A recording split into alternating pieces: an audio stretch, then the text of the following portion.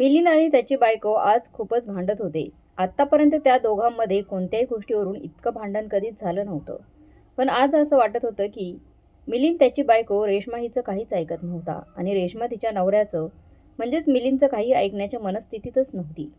त्या दोघांमध्ये वादाविवादी चालली होती. पण मिलिंद जेव्हा ऑफिसला निघून गेला तेव्हा घरचं वातावरण थोडंसं शांत झालं. तरी रेश्मा संपूर्ण दिवसभर मनातल्या मनात काहीतरी बडबड करत होती. पण जेव्हा तिची मुलगी शाळेतून घरी आली तेव्हा ती गप्प झाली. नंतर तिने मुलीला जेवण वाढलं आणि स्वतःही जेवून थोडा वेळ आराम करायला स्वतःच्या खोलीत निघून गेली. पण तिला शांतपणे झोप येत नव्हती. तिचं मन बेचैन झालं होतं. तिला झोप लागत नव्हती म्हणून ती वारंवार एका कुशीवरून दुसऱ्या कुशीवर झोपण्याचा प्रयत्न करू लागली. संध्याकाळी जेव्हा तिचा नवरा मिलिंद ऑफिसवरून घरी आला तेव्हा घरातील शांतता पाहून त्याला बरं वाटलं. तो त्याच्या ऑफिसची बॅग सोफ्यावर ठेवून बसला आणि पाणी घेऊन येण्यासाठी आवाज देऊ लागला. तितक्यात त्याची मुलगी आपल्या वडिलांसाठी पाणी घेऊन आली. मिलिंद पाणी पित होता तेवढ्यात त्याची मुलगी त्याला विचारू लागली, बाबा आज काय झालं आहे? आईचा मूड मूड इतका ऑफ का आहे? तुम्ही तिला काही म्हणालात का?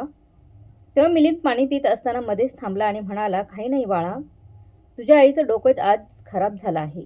मी सांगितलेल्या गोष्टी तिला कळतच नाहीत आणि त्यामुळे ती सकाळपासून माझं डोकं खात आहे. तेव्हा मिलिंदची मुलगी त्याच्या बाजूला सोफ्यावर बसली आणि म्हणाली, बाबा नेमकं असं काय झालं आहे ज्यामुळे आई इतकी रागवली आहे? मला तुम्ही सांगाल का? कदाचित मी तिचा राग शांत करण्यास तुमची मदत करू शकेल. आपल्या मुलीचे बोलणे ऐकून मिलिंद दीर्घ श्वास घेत म्हणाला, नाही बाळा, जेव्हा आजी आणि आजोबा म्हणजेच माझ्या आईबाबाबद्दल काही बोललं जातं तेव्हा तुझ्या आईचा राग कधीच शांत होत नाही आणि लगेचच तिच्या पोटात दुखू लागतं. मी तुझ्या आजीला ह्या घरात आणायचा विचार करत आहे, पण तुझी आई माझी कोणतीच गोष्ट ऐकून घेण्यास तयार नाही. हे ऐकून मिलिंदची मुलगी प्रिया खूपच आनंदित झाली आणि म्हणाली, खरंच बाबा, आपल्या घरी आजी येणार आहे? त्यावर मिलिंद म्हणाला, हो बाळा, आजी येणार आहे. त्यामुळे तुझ्या आईचा मूड ऑफ झाला आहे. तेव्हा प्रिया हसत म्हणाली, इट्स ओके बाबा, छोट्या छोट्या गोष्टींवर कुजबूज करण्याची आईची सवयच आहे. पण आजीला इथं आणण्याच्या गोष्टीवरून तिला जास्तच टेन्शन आलं असेल. पण आजी इथे येत आहे ही चांगलीच गोष्ट आहे. तुम्ही काळजी करू नका. मी याबद्दल आईशी बोलण्याचा प्रयत्न करीन. इतक्यात मिलिंदची बायको रेश्मा खोलीतून बाहेर आली आणि म्हणाली, तुम्ही बाप आणि मुलगी मिळून कोणत्या गोष्टीबद्दल मला समजवण्याविषयी बोलत आहात? मला सांगाल का? त्यावर मिलिंद म्हणाला, अगं काही नाही. आम्ही तर अशाच गप्पा मारत होतो. नंतर थोड्या वेळाने मिलिंदची मुलगी प्रिया वेगवेगळ्या विषयावर गप्पा मारू लागली आणि मध्येच तिने तिच्या आजीचा विषय काढला. आजीचा विषय काढताच रेश्माला समजलं की ते दोघं सासूबाईंविषयी गप्पा मारत होते. आत्तापर्यंत मिलिंदची आई कविताताई यांच्या मूळ गावी त्यांचा नवरा प्रीतमरावांसोबत राहत होत्या. पण 2 महिन्यांपूर्वी प्रीतमराव एका अपघातात मृत्युमुखी पडले. त्यामुळे कविताताई गावात एकट्याच राहत होत्या.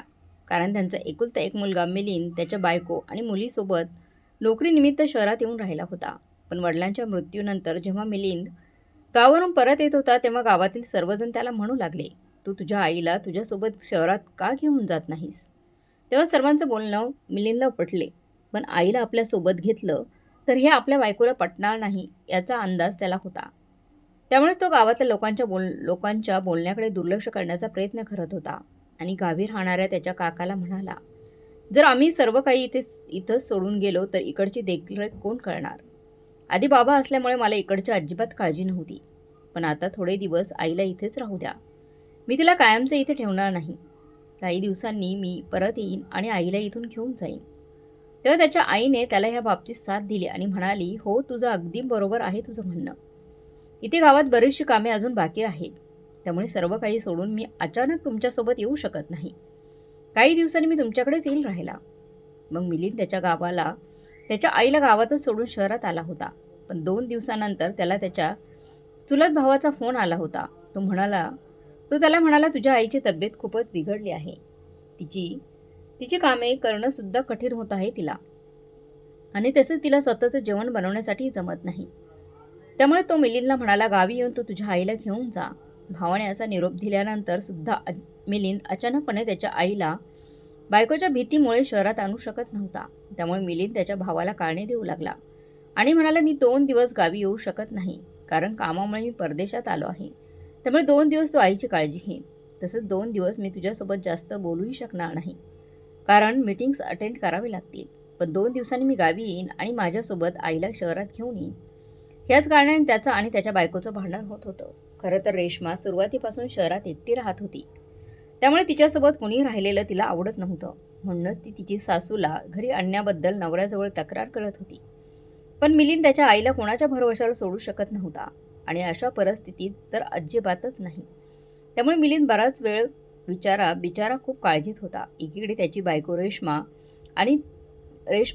तिचं म्हणणं ऐकण्याच्या परिस्थितीत नव्हती, तर दुसरीकडे गावावरून फोनवर फोन सतत येत होते. मिलिंदच्या मुलांना आजी घरात येण्याबद्दल काहीच तक्रार नव्हती. पण रेश्माचा मात्र सासूबाई येणार ह्या कारणाने दिवस रात्र डोळ्याला डोळा लागत नव्हता. पण जर का रेश्मा सासूबाईंना इकडे येण्याबद्दल वारंवार नकार देत राहिली तर मुलांच्या नजरेत ती चुकीची ठरेल याची सुद्धा तिला भीती वाटू लागली. आपण आपल्या मुलांच्या नजरेत नेहमीच चांगलं राहायला हवं असं ही रेश्माला वाटायचं. म्हणून मुलांसमोर रेश्मा नेहमी सासूबाईंचे गुणगान गायची, त्यांच्याविषयी चांगल्या चांगल्या गोष्टी करायची, सासूला सन्मानपूर्वक वागणूक द्यायची. त्यामुळे मुलांना नेहमी असं वाटायचे की आमची आई खरंच खूप चांगली आहे, तिला आजीची खूप काळजी आहे. तसंच आई आमचाही सांभाळ उत्तमरित्या करते. पण त्यांना हे माहीत नव्हतं की त्यांची आई सर्वांसमोर दिखावा करत असायची. खरं तर रेश्मा स्वभावाने खूपच वेगळी होती. पण ती तर केवळ चांगलं बनण्याचं नाटक करायची. खरं पाहता तिला तिची सासू अजिबात आवडत नव्हती. त्यामुळे लग्न झाल्यानंतर ती अनेक गोष्टींच्या तक्रारी करून नवऱ्यासोबत शहरात येऊन राहिली आणि कायमस्वरूपी तिथेच स्थायिक झाली. मिलिंदला त्याच्या बायकोची सत्यता चांगल्या प्रकारे माहीत होती. पण त्याला त्याच्या मुलांच्या नजरेत एका आईला पाडायचं नव्हतं. त्यामुळे मिलिंदने कधीच आपल्या मुलांचा गैरसमज दूर केला नाही. उलट रेश्मा तिच्या मुलांमुळे आपल्या आईला व्यवस्थितपणे वागवेल ह्याचा विचार करून मिलिंद आपल्या मुलांना रेश्माबद्दल कधीच काही सांगत नसे. तो फक्त त्याच्या आईला व्यवस्थितपणे त्याच्याजवळ आणण्याचा प्रयत्नात होता. पण कितीही ढोंगीपणा केला तरी कधी ना कधी वास्तव समोर येतच. शेवटी मुलांच्या सांगण्यावरून रेश्मा तिच्या सासूला शहरातल्या घरी बोलवण्यास तयार झाली. पण खरं नाटक तर आता चालू होणार होतं. दिवसभर रेश्माची मुलं घरात नसायची. पण जेव्हा मुलं घरी असायची तेव्हा रेश्मा त्यांच्यासमोर वेगळं रूप दाखवायची आणि जेव्हा मुलं घरातून बाहेर पडायची तेव्हा दुसरं रूप दाखवायची. शेवटी दुसऱ्या दिवशी मिलिंद त्याच्या आईला गावावरून घेऊन आला. मिलिंदला चांगल्या प्रकारे ठाऊक होतं की रेश्माला त्याची आई अजिबात आवडत नाही. पण मुलांच्या सांगण्यावरून कदाचित ती समजूतदारपणाने वागेल असं त्याला वाटत होतं. रेश्माच्या मनात जरी नसलं तरी आईला शहरात आणण्याविषयी त्याच्याकडे दुसरा कोणताच मार्ग राहिलेला नव्हता. तसे त्याला आईला दुसरा कोणताच आसराही नव्हता, कारण तो तिचा एकुलता एक मुलगा होता. अशा अवस्थेत आईची काळजी आपण घेणार नाही तर दुसरं कोण घेणार, यामुळे तो त्याच्या आईला घेऊन आला होता. जेव्हा रेश्माच्या सासूबाई कविताताई त्यांच्या मुलांच्या आणि सुनेच्या घरी आल्या तेव्हा त्या खूप खुश होत्या, कारण रेश्माने मुलांसोबत अगदी आनंदाने कविताताईंचं स्वागत केलं आणि उत्साहाने त्यांना घरात येण्यास सांगितलं. मुलं आजी आल्यामुळे खूपच खुश झाली होती, परंतु रेश्मा मात्र आनंदी असल्याचं नाटक करत होती.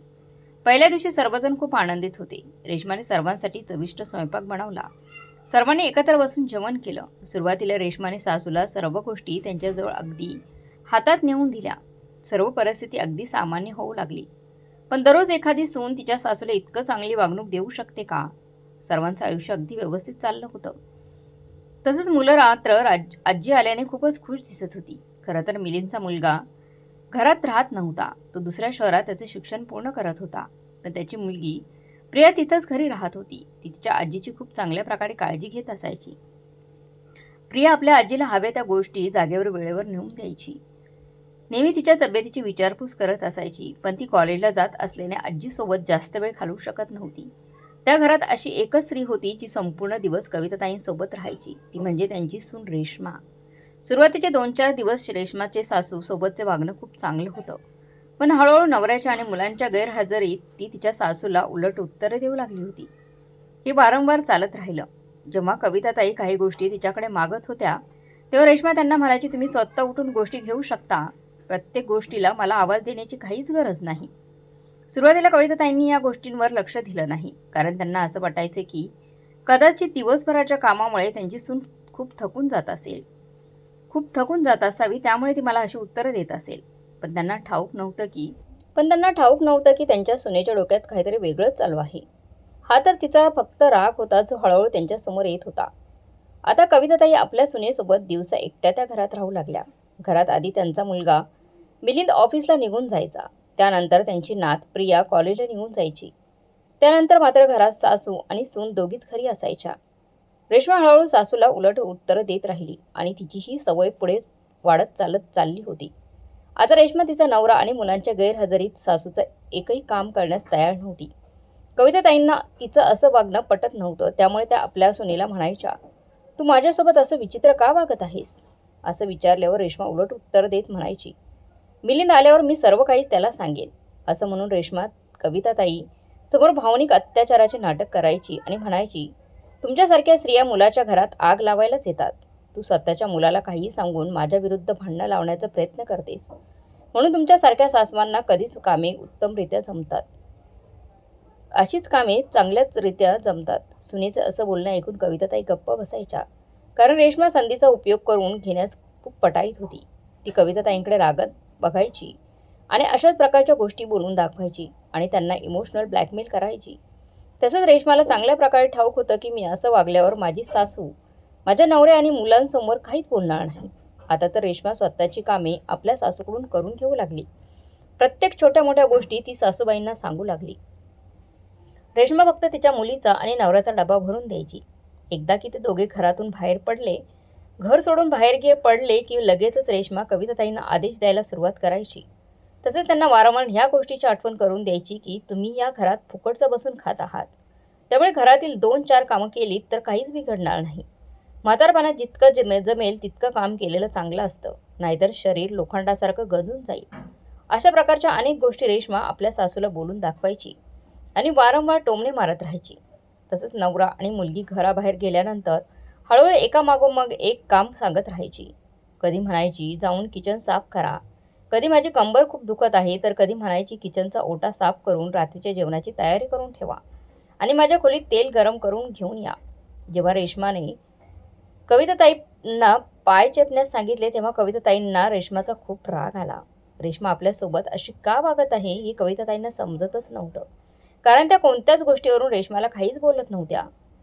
पण तरी आपली सून आपल्यासोबत असं विचित्रपणे का वागते याचा त्यांना वारंवार विचार करत असायच्या त्या. पण या सर्व त्यांच्या समजण्यापलीकडे होतं. रेश्मा मात्र तिच्या ओळखीच्या मैत्रिणींच्या सांगण्यावरून घरात विचित्र वागत असे. तिच्या मैत्रिणी तिचे सासू विरोधात कान भरवत असायच्या. तर रेश्माला सांगत, "जर ती तुझ्या सासूला थोडी तरी मोकळीक दिलीस तर ती तुला गिळून टाकेल. त्यामुळे तू सासूला तोंड वर करण्याची संधीच देऊ नकोस. या सासवा नागासारख्याच असतात. त्या त्यांचा फणा वर करून सर्वप्रथम सणांनाच चावतात." मैत्रिणींचं अशा प्रकारचं बोलणं ऐकून रेश्मा तिच्या सासूला नेहमी त्रास देत असायची. पण जर माणूस चुकीचा असेल तर त्याचा मार्ग खूप लहान असतो आणि एक ना एक दिवस त्याचा अंत ठरलेला असतो. असंच काहीच रेश्मासोबतही झालं. सासूसोबत उद्धटपणाने वागणं, तिला उलट उत्तर देणं हे आता रेश्मासाठी खूप सहज झालं होतं. तसं तिला तिच्या नवऱ्याची आणि मुलीची घरी यायची वेळ चांगल्याच प्रकारे ठाऊक होती. तसंच तिचा मुलगा घरी कोणत्या दिवशी आणि कोणत्या वेळेस येईल हेही तिला चांगलंच माहीत असायचं. त्यामुळे रेश्मा सासूची पूर्णपणे सेवा करत असायची आणि सर्वांना असं दाखवून द्यायची की तिची सासू दिवसभर घरात आराम करते आणि कोणतंच काम करत नाही. आणि रेश्मा सर्वांसमोर मुद्दामहून सासूबाईंना कोणत्याही कामाला हात लावू देत नसायची. पण कविताताई मात्र दिवसभर अगदी उदास मनाने सर्व कामं पूर्ण करत असायच्या आणि स्वतःच्या नशिबाला दोष देत म्हणायच्या, "मागच्या जन्मी मी असं कोणतंच तरी चुकीचं कर्म केलं असेल ज्यामुळे मला आज हे दिवस भोगावे लागत आहेत." पण म्हणतात ना, आपल्या नशिबात जे लिहिलेलं आहे ते कधीच चुकत नाही आणि नशिबात लिहिलेल्या सर्व गोष्टी आपल्याला भोगाव्याच लागतात. एक दिवस प्रिया आणि तिच्या भावाने प्लॅन केला की दोघे अचानक घरी येऊन त्यांच्या आईला आणि आजीला सरप्राईज देतील. त्यांनी त्यांच्या या प्लॅनमध्ये त्यांच्या बाबांना म्हणजेच मिलिंदला देखील सहभागी करून घेतलं होतं. कारण आज मातृदिवस होता. त्यामुळे प्रियाने तिच्या भावाला फोन करून बोलावलं होतं. कारण मातृदिनानिमित्त ते त्यांच्या आईला आणि आजीला काहीतरी नवीन गोष्टी देऊ इच्छित होते. त्यामुळे त्यांनी बऱ्याच गोष्टी खरेदी केल्या होत्या. कारण मिलिंद, त्यांची मुलगी प्रिया नेहमीप्रमाणे डबावरून घराबाहेर निघले होते. त्यांनी रेश्मा आणि कविताताईंना या गोष्टीचा जराही अंदाज येऊ दिला नव्हता की त्यांनी त्यांच्या ऑफिसला आणि कॉलेजला सुट्टी घेतली आहे. कारण ते सर्वजण मिळून गिफ्ट घेण्यासाठी बाजारात जाण्यासाठी निघाले होते. तेच बाजारात प्रियाचा भाऊ त्यांना भेटणार होता. बराच वेळ खरेदी केल्यानंतर प्रियाचा भाऊ अजित त्यांच्यासोबत घरी येण्यास तयार झाला. त्या तिघांनी बऱ्याच नवीन गोष्टी खरेदी केल्या आणि दोघींना सरप्राईज देण्यासाठी घराच्या दिशेने येऊ लागले. जवळपास फक्त 1-1.5 तास निघून गेला होता, त्यामुळे अजून घरातली कामं उरकली नव्हती. आणि कदाचित आजचा दिवस रेश्मासाठी खूप महत्त्वाचा आणि मोठा दिवस होता, कारण तिने तिच्या सासूसमोर बऱ्याच कपड्यांचा ढीग धुण्यासाठी आणून टाकला होता. घरातील काही चादरी, पडदे अशा सर्व गोष्टी रेश्माने कविताताईंसमोर नेऊन ठेवल्या आणि घरातील सर्व साफसफाई करण्याची ऑर्डर देऊ लागली.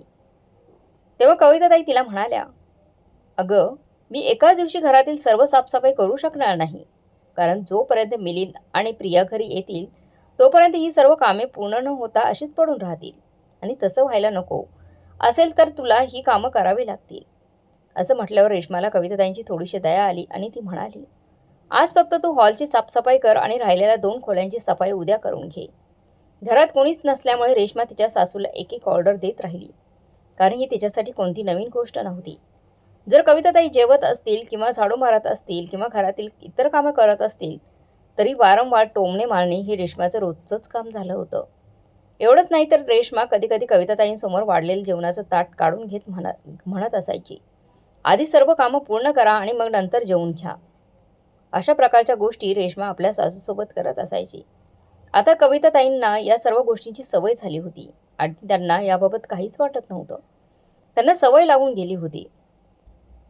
आज कविताताई जेव्हा त्यांचं काम उरकून जेवण करण्यास बसल्या तेव्हा रेश्मा रागत तिच्या खोलीतून बाहेर आली आणि त्यांच्यासमोर जाऊन उभी राहिली आणि मोठ्या आवाजात ओरडत म्हणाली, "तुझ्या कानात कापूस टाकला आहे का? मी तुला बोललेलं ऐकू येत नाही का? तू एक दिवस जेवली नाही तर भुकेने मरून जात आहेस का? मरून तर जाणार नाही ना? मी सांगितलेल्या गोष्टी ऐकून न ऐकल्यासारखं करत आहात.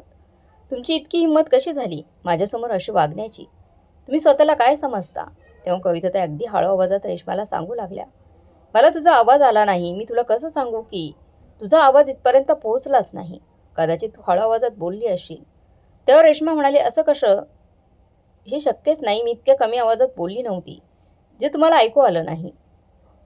तुम्ही थांबा, आता तुमच्या कानाचे पडदे चांगलेच उघडून देते." असं म्हणत रेश्माने कविताताईंच्या जोरात कानाखाली मारली आणि त्यांच्यासमोर ठेवलं जेवणाचं ताट जमिनीवर फेकून दिलं. "भुकेने मरून जात होतीस ना, त्यामुळे तुला माझं म्हणणं ऐकू गेलं नसेल. आता तू हे खाली पडलेले जेवण घे. आता तुला हेच जेवण मिळणार आहे. आणि हो, आजची शिक्षा नेहमी लक्षात ठेव. परत जर अशी वागलीस, माझं काम जर ऐकलं नाही तर माझ्यापेक्षा वाईट दुसरं काहीच नसणार आहे." अशा बऱ्याच गोष्टी ती त्यांना ऐकू लागली. रेश्माच्या अशा गोष्टी ऐकून आणि वागणं पाहून कविताताईंच्या डोळ्यातून अश्रू वाहू लागले. आपल्या इतक्या वयस्कर व्यक्तीच्या तोंडावर इतक्या जोरात मारल्याने कविताताई विचार करू लागल्या की एखादी व्यक्ती इतक्या सहजपणे असं कसं काय मारू शकते, आणि असं वागण्या अगोदर तिने एकदाही विचार केला नाही. त्याचं त्यांना खूप वाईट वाटत होतं. तेवढ्यात कविताताईंचं लक्ष जेव्हा दरवाजाकडे गेलं तेव्हा त्या एकटक बघतच राहिल्या. पण रेश्माचं लक्ष दरवाजाकडे नव्हतं. तिचा चेहरा आतल्या बाजूने वळलेला होता. त्यामुळे रेश्मा तिच्या सासूला उलट-सुलट शिव्या देत राहिली, बडबड करत राहिली, "तुमच्यासारख्यांना मी घरात ठेवलं नसतं. या उलट घरात कुत्री-मांजरी पाळलेली असती तर बरं झालं असतं. पण तुमची लायकी इतकी सुद्धा नाही. माझा नाईलाज आहे. म्हणून तुम्हाला माझ्या घरात ठेवावं लागत आहे. जर माझी मुलं आणि माझ्या नवऱ्याचा स्वभाव मी म्हणेल तसा असता ना, तर मी तुला माझ्या घराच्या आजूबाजूला सुद्धा भटकू दिलं नसतं." हे सर्व ऐकून कविता त्यांच्या डोळ्यातून अश्रू थांबण्याचं नावच घेत नव्हते. पण त्यांची सून या सर्व गोष्टींकडे दुर्लक्ष करून त्यांना नको नको त्या गोष्टी ऐकवत राहिली आणि म्हणाली, "माझा नवरा आणि माझी मुलं तुला काही म्हणत नाहीत, म्हणून तू माझ्या डोक्यावर बसण्याचा प्रयत्न करू नकोस. तसं स्वतःला या घराची महाराणी न समजता मोलकरीण म्हणून वागत जा. आणि हो, एक गोष्ट लक्षात ठेव, जर यापुढे माझ्या गोष्टींना नजरअंदाज केलास, माझी गोष्ट ऐकल्यानंतर गाठ माझ्याशी असेल आणि माझ्या इतकं वाईट कुणीच नसेल. आता हे पडलेलं जेवण वेचून खा, त्यातील एक कणही वायाला जाता कामा नये." असं म्हणून जेव्हा रेश्मा तिच्या खोलीत जाऊ लागली तेव्हा तिच्या मागून मिलिंद मोठ्या आवाजाने तिला हाक मारू लागला. मिलिंदचा आवाज ऐकताच रेश्मा तर घाबरूनच गेली. जेव्हा रेश्माने मागे वळून मिलिंद आणि मुलांना पाहिलं तेव्हा ती अवाक झाली. तिच्या तोंडातून एकही शब्द निघत नव्हता. त्यांच्याकडे पाहत रेश्मा म्हणू लागली, "मिलिंद, तू अचानक? आणि प्रिया, तू पण? तुम्ही दोघे इथे अचानक कसे काय आलात घरी? मला काहीही नाही सांगितलं?" तितक्यात त्या दोघांच्या मागून तिचा मुलगा समोर आला, ज्याला पाहून रेश्माला अपराध्यासारखंच वाटू लागलं. आता रेश्मा एकदम गप्प झाली होती. तितक्यात मिलिंद जोरात रेश्माच्या अंगावर धावून गेला आणि त्याने रेश्माच्या 2 कानाखाली मारल्या. मार खाल्ल्यानंतर रेश्माचं डोकं ठिकाणावर आलं की ती कोणत्या जगात जगत होती. आता रेश्मा भीतीने थरथरत होती. भीतीने तिची परिस्थिती बिघडली होती. कारण तिला कळून चुकलं होतं की तिने जे काही केलं आहे ते माफी मागण्याच्या लायकीचं नाही. कारण या तिघांनी सर्व काही बघितलेलं होतं. तिचं सासूसोबतचं वागणं पाहून तिला माहीत होतं की तिची मुलं आणि नवरा तिला केव्हाही माफ करणार नाही. तिची मुलं आणि नवरा तिला कोणती शिक्षा देतील याचा विचार करत रेश्माला घाम फुटू लागला आणि संपूर्ण शरीर थरथरू लागलं.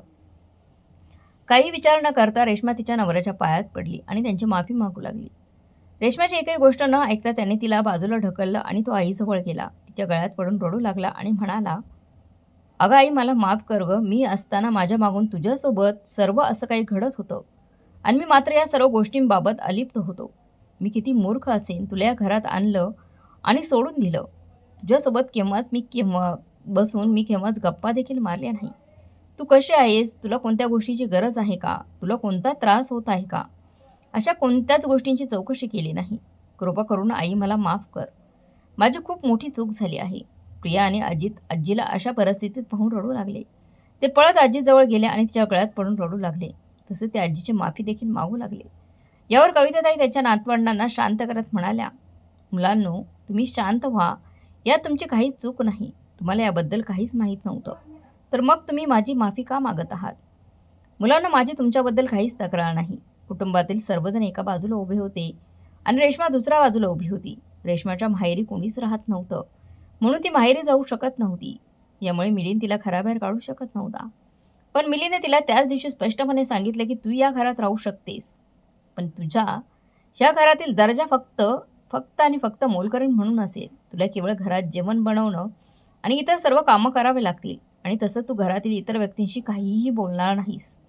माझं तुझ्यासोबत कोणतंच नातंही नसेल. आजपासून माझी बायको माझ्यासाठी मेली आहे. मला तुझ्यासोबत कोणतंच नातं आणि कोणताच व्यवहार ठेवायचा नाहीये." मुलांनी वडिलांच्या अशा गोष्टींमध्ये पडणं महत्त्वाचं समजलं नाही आणि ते स्वतःच्या आईला धिक्कारून स्वतःच्या खोलीत निघून गेले. आता रेश्मा असं जीवन जगत होती नंतर जे तिने तिच्या सासूसोबत जगायचं ठरवलं होतं. रेश्मा तिच्या सासूला मोलकरीण म्हणून वागत होती. याउलट रेश्मा स्वतःच्या या घरात मोलकरीण झाली होती. कारण तिचा नवरा आणि तिची मुलं तिच्यासोबत कोणताही संबंधच ठेवत नव्हते, तिच्याशी बोलतही नव्हती. ती दिवसभर तिच्या मुलांशी बोलण्यासाठी तडफडत असायची, पण तिची मुलं त्यांच्याशी कोणताही संवादच साधत नव्हते. आता तिला समजत होते की जेव्हा तुमचा जोडीदार आणि तुमची मुलं जी भविष्यातील सोबती म्हणून राहणार आहेत, अशी लोकं जेव्हा नजरअंदाज करू लागतात, तेव्हा मनाला कसं वाटतं हे तिला जाणवत होतं.